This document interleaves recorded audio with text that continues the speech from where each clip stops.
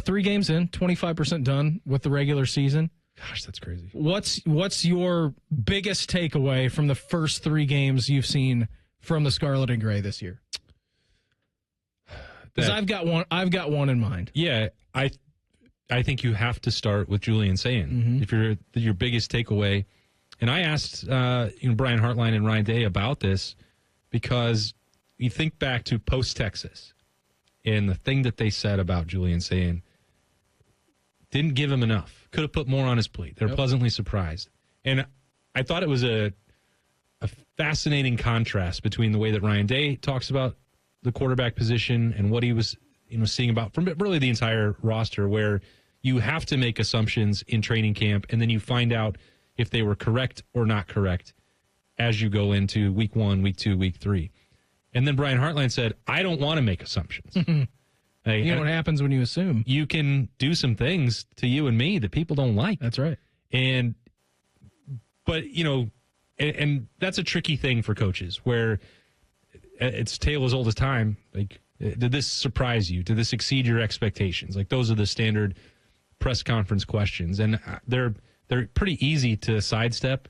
And I think I understand where coaches are coming from and say, well, we don't really expect anything. We plan, for the worst and hope for the best. And we have a game plan and we trust these guys to go execute it. Yeah. And that's fine. Good. I definitely understand that part. But when Ryan Day said that about Julian Sayin after Texas was about one of the most eye-opening things that I can recall in recent history about an Ohio State quarterback, because I just don't remember there being a time like, well, we didn't do enough on this game plan. We didn't know that the poise was going to be there for these games. And he was going to outplay our expectations. Or drastically outplay Arch Manning, which has become now a weekly thing that Julian Sayin is doing on the national landscape. So I guess it's not even from my perspective or your perspective, Beam.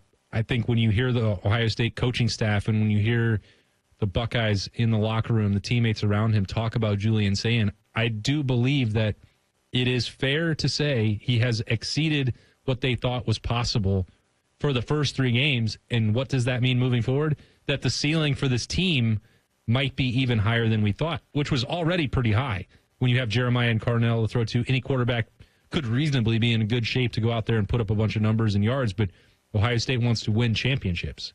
And, I don't think that Ohio State would ever put out a quarterback that it doesn't think is capable of doing that, but we didn't know exactly how that would look for Julian Sayin in year 1, in start 1, in start 2, and start 3, and it hasn't been absolutely perfect, nor would anyone expect it to be at this point.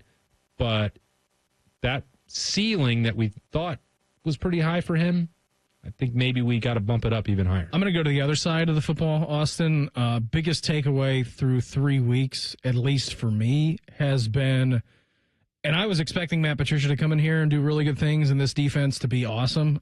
It's better than anticipated, the defense. I know we had talked almost ad nauseum about Arvell Reese during this offseason and in the run-up to the regular season. He is better than I anticipated, and we were anticipating him to do fantastic things and talking him about, like a Nagurski award winner and all these different awards that he could possibly win. But him and Sonny and Peyton, who has been playing fantastic over the first 3 games, for me, I don't know if they're better than last year's defense, but they're right on par, at least through the opening returns of the first 3 games and what they're able to do. And that continuity not being lost after losing 8 starters is nothing short of pretty impressive for me.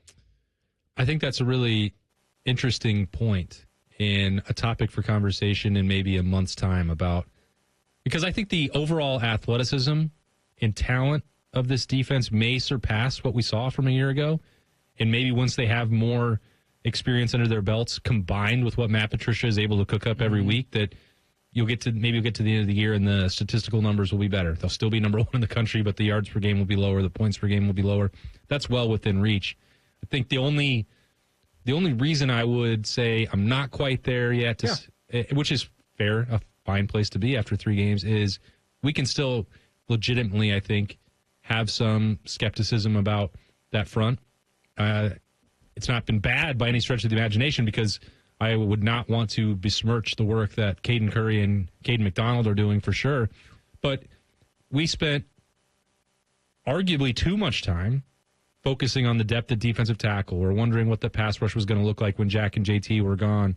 And there are ways that Matt Patricia is generating that haven't been solely reliant on lining up 4 down defensive linemen and just going to get the passer. And maybe that will... They're generating it from all different kinds of areas. All different kinds of angles. And that's an absolutely fine way to do it. I'm not saying, I'm holding out until they can only win with 4. Maybe Matt Patricia... You don't only need to just win with 4. There's a whole lot of ways to win football games. They're also winning with 3. So, I know that there are multiple ways that they can get that done. And I have been incredibly impressed with Matt Patricia and the way that he is doing that. I just think we have a tendency to say, well, what does this mean when you play Penn State, or what's it going to mean when you get to the Big House? And I think maybe that rush defense, especially coming off of a game, and Ryan Day said that Tywone Malone graded out a champion, that he's pushing. Looking at that spot with Edric Houston and Tywone Malone, I would have said going into week 1 that the starting lineup, that front 4, and the 3-tech position specifically was going to be really good with the chance to be dominant. And that hasn't quite happened yet, and that doesn't mean I'm giving up on it or that I think any less of Edric Houston's potential, but I think there are a couple areas there where there's still room to grow. What'd you make of that situation? Just by the way, yeah, it was a little strange. I was surprised by it. Yeah, I was too. Didn't get the start. Will Smith got the start. Outsnapped him 22-18. It's not like it was a crazy disparity where Will Smith's playing 75% of the snaps and Edric Houston's only playing 25%. But that was surprising before the game, and then when you saw it actually happen. Yeah, Tywone Malone, you mean there, got the start there in place of Edric Houston. Yeah.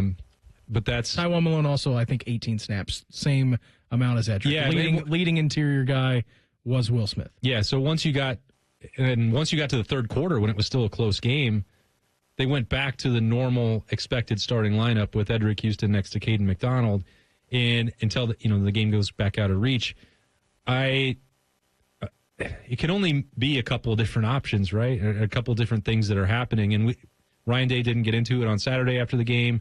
We didn't get a chance to get a real definitive explanation, and that's fine too.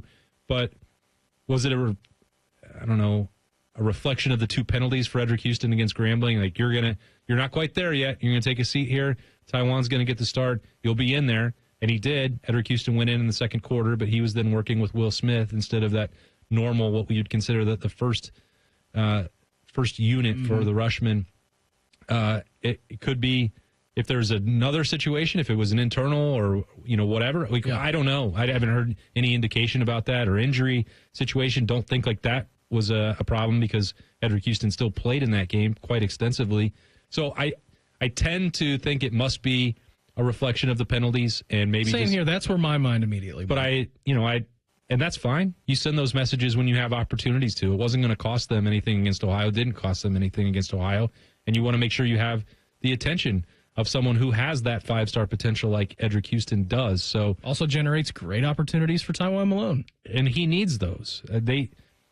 We can't just say all offseason Ohio State needs to develop more depth at defensive tackle and then be mad if they do something that allows them to work on it, which is what happened. Yeah, that would seem like those two ships crossing in the night there. You don't get to have it both ways. No.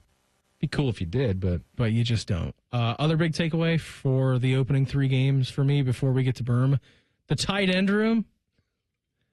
Are we going to have to apologize to Keenan Bailey? No, I'm not going to have to apologize to him because we did say that they were an awesome group. We scoffed at the notion that they might be the strongest position on the roster. You did. I did not. Me. Let's go back and pull the tape. I don't know if I was scoffing at it. I was just saying, I don't know if I can get there yet. I think I defended it. I might be able to get there now. I might be there 25% through the season. Again, don't want to make any hot takes or anything. It's by far the best tight end room in America. Oh, there's absolutely no question about that. It's not even close. They go into last weekend, Bennett Christian doesn't even play, and it's like, okay, well, here comes true freshman Nate Roberts, who is apparently now just a starting fullback, which exists in Ohio State's offense now, by the way.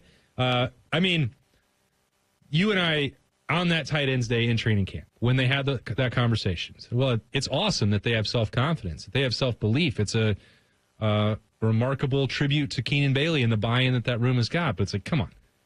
The defensive backs are still BIA, and Jeremiah Smith, Carnell Tate, Brandon Ennis still exist for the wide receivers. And your linebackers are going to be pretty good. It turns out that we weren't even including the linebackers, the Silver Bullets, who definitely belong in that conversation as well.